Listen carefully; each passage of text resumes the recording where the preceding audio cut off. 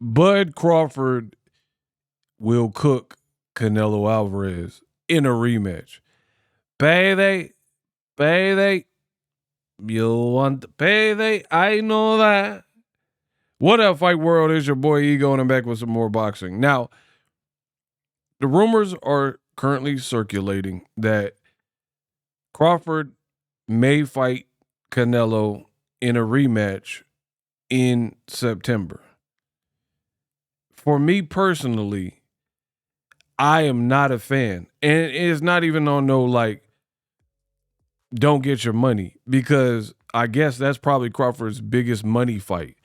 Not like the biggest fight I want to see him, or like the best fight I want to see him fight, but in terms of money. So he probably, he at the end of his career, 38 years old now. He probably looking for, to cash out, get paid. It is what it is. But Crawford, he finna cook Canelo. I feel like in the first fight, there was only one question. I told you before the fight, I was like, we got to see how Bud looks at the weight, how he holds the weight, and how he takes a punch.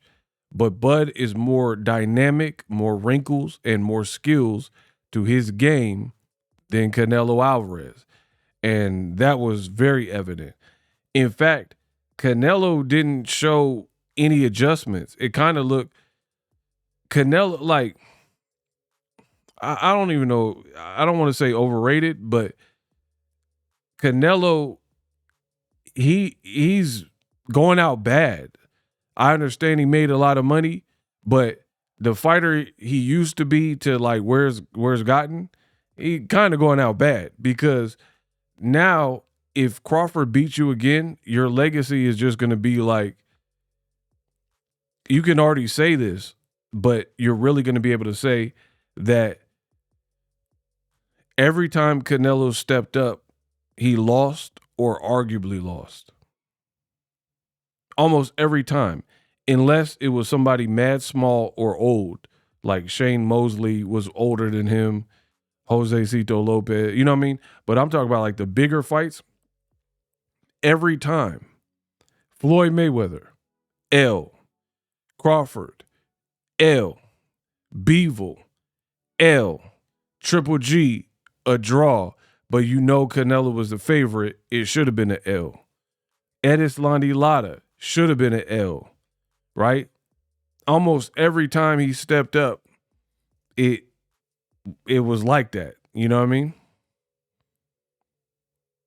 So I don't really see what Canelo is going to do to Crawford in the rematch, because what I've learned from boxing is the more skillful guy usually is the one that can make the better adjustments in a rematch, right? And Crawford showed more skill. Like late in the fight, when he did that wide stance and he was just like going to war with Canelo and whatnot, I was like, man, Canelo ain't got nothing for him. He don't really have nothing for him. And it even looked like Crawford could get a knockdown or maybe even a knockout if he really pressed it. And that was a Crawford who didn't even have to delve into the other facets of his game, right? He did not even have to switch stances and fight as an orthodox fighter. And he did all that to Canelo. Canelo's face looked all battered and peppered jerky, you know what I mean? So I'm not hating on the fight. If that's what they want to spend, if the Saudis want to spend $400 billion on the fight and make the rematch, have at it. I'm just saying, for me, it's pointless. And if you don't bet Bud in the rematch, you're kind of foolish, because nothing in the fight showed me as a boxing analyst that Canelo would make adjustments. Because you have to remember too, I covered the fight even though I didn't really like it. Canelo came in lean.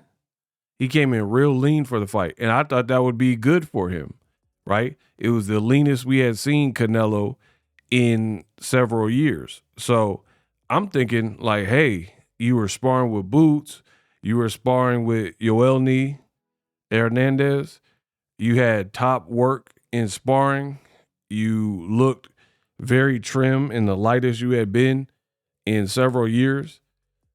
You did almost, it looked like, I mean, I wasn't in camp with him, but outside looking in, looked like you did everything right, still got cooked. So what are you going to do? You're going to come in heavy. You're going to wind back the clock. I don't really believe in that in boxing. Like, every time you expect a boxer to like wind back the clock and put up this vintage, 9 times out of 10, that don't happen. What you see is what you get. If you've been watching a fighter fall off and like little by little show signs of regression and not look the same, usually that's what continues. Like, once in a blue moon it's George Foreman where he's 40 knocking out Michael Moore. But people forget he was losing the fight. He really was losing the fight up until that moment as well. So, Bud, he's fighting one time a year. He's taking care of his body, staying in shape. Now he's going to be even more confident because he knows what kind of Canelo brings to the table. Canelo getting cooked, bro. It is what it is. Bet on Canelo if you want. All the Canelo Chupapi Muñeños. The Bud Buddies got your number. It is what it is. For more boxing, subscribe. Live streaming can be tough, which is why I use StreamYard. Click the link in the description for StreamYard, which is an awesome tool that enables you to set up your stream with ease of use. Get great results with live streaming. It's what I use.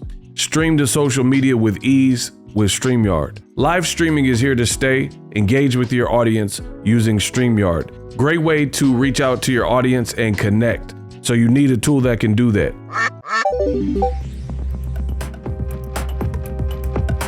If you're new to YouTube and you're struggling to get views, one tool I can provide to you is TubeBuddy. I've been on YouTube over 10 years. I use TubeBuddy daily to crank out videos just like this one that you're watching.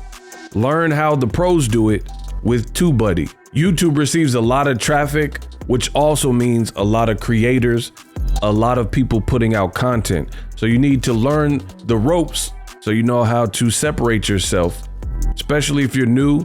But even if you're a pro, use TubeBuddy. The link is in the description. Get more views, more subscribers, and a higher click-through rate, so ultimately you can realize all of your online goals. Use my affiliate link in the description and grow your channel fast.